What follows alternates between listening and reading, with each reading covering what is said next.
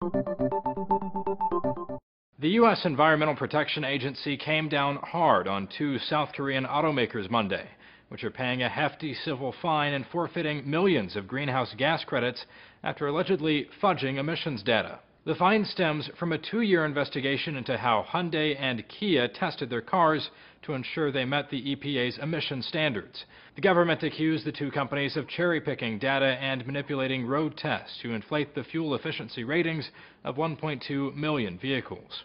The disputed numbers allowed Hyundai to claim its cars got 40 miles per gallon and led dealers to show bogus efficiency information to consumers, which, according to the government and the competition, unfairly weighed the market in their favor. The out-of-court settlement breaks down like this.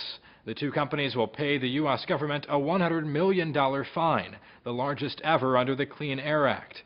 Additionally, both companies will forfeit 4.75 million greenhouse gas emission credits earned during the suspicious tests, a value of about $200 million.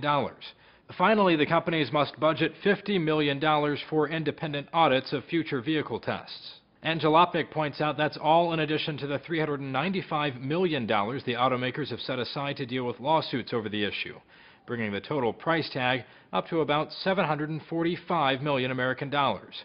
In short, don't mess with the EPA and American consumers. It can cost you a lot of money. It's worth noting neither company has admitted fault in this settlement. Both companies blame vague EPA testing procedures for the inaccurate labels. No two manufacturers do coast-down testing or develop road load values in exactly the same way. Such variations, no matter how slight, affect coast-down value calculation and ultimately affect fuel economy estimates. But EPA Director Gina McCarthy told reporters the settlement demonstrates the agency can effectively use the Clean Air Act to enforce relatively recent greenhouse gas regulations. When we hold them accountable, we actually make good on our promise to consumers that they know what they're buying and they're going to get the emission reductions and the clean vehicles that they're intending to purchase. The settlement could also set a pricey precedent for other automakers who've run afoul of the EPA rules in the past, such as Ford and Mercedes-Benz. For Newsy, I'm Zach Toombs.